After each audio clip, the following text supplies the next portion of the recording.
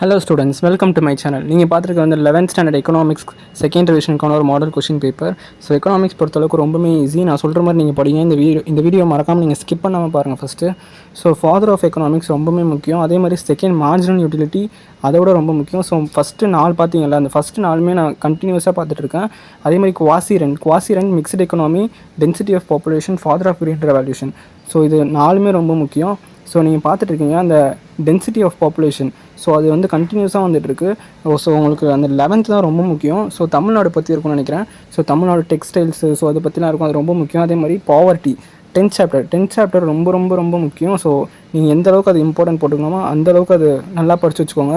ஏன்னா 10th சாப்டர்லேருந்து வரதுக்கு நிறைய சான்ஸ் இருக்குது. ஸோ அதுக்கு தான் சொல்கிறேன், 10th சாப்டர் நல்லா படித்து வச்சுக்கோங்க. 10th சாப்டர் தான் உங்களுக்கு ஒரு கீயாக இருக்கும்.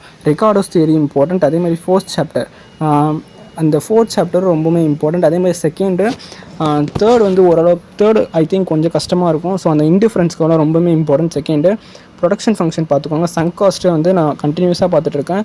அதே மாதிரி ப்ரைஸ் டேக்கர், அந்த ப்ரைஸ் டேக்கர் நல்லா பார்த்துக்கோங்க. நான் ரெனியூவபிள் எனர்ஜி. ஸோ அந்த 30th சம் வந்து கண்டிப்பாக அப்படியே தொடர்ந்து வந்துக்கிட்டே இருக்குது. ஸோ முடிஞ்ச அளவுக்கு நல்லா பார்த்துக்கோங்க.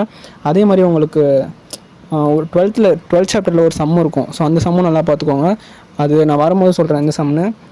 Explain different types of economic activities, அது ரொம்ப இம்பார்ட்டண்ட். அதே மாதிரி ஃபர்ம் அண்ட் இண்டஸ்ட்ரி, அதுவும் ரொம்ப important. Motive of demand for money, அது ரொம்ப இம்பார்ட்டன்ட். அதே மாதிரி ஃபாரின் இன்வெஸ்ட்மெண்ட் பாலிசி, அதுவும் இம்பார்ட்டன்ட். அந்த 8th சாப்டர் பார்க்குறீங்களா, பிரிட்டிஷ் பீரியட், அதுலேருந்து வந்து 8th சாப்டரில் ஃபஸ்ட்டு 5 மார்க் ஒன்று இருக்கும். ஸோ அதே மாதிரி எக்ஸாம் பாலிசி கண்டிப்பாக 5 மார்க்கில் வந்துடும். அது வந்து நான் ஷுர், அது கிட்டத்தட்ட எல்லா இயருமே கண்டினியூஸாக வந்துட்டு தான் இருக்குது. Law of demand important. அதே மாதிரி லா ஆஃப் ரிட்டர்ன் ஸ்கேலும் important. Short and cost curve important. Perfect competition important. So இதில் இருக்க எல்லா 5 மார்க்குமே ஓரளவுக்கு இம்பார்ட்டண்ட்டாக தான் இருக்குது. 5 years பிளான் ரொம்ப இம்பார்ட்டன்ட். ஸோ வேரியஸ் எனர்ஜி சோர்ஸும் இம்பார்ட்டன்ட். All the best. ஏதாவது டவுட்னா என்கிட்ட வாட்ஸ்அப்பில் கேளுங்க. தேங்க்யூ.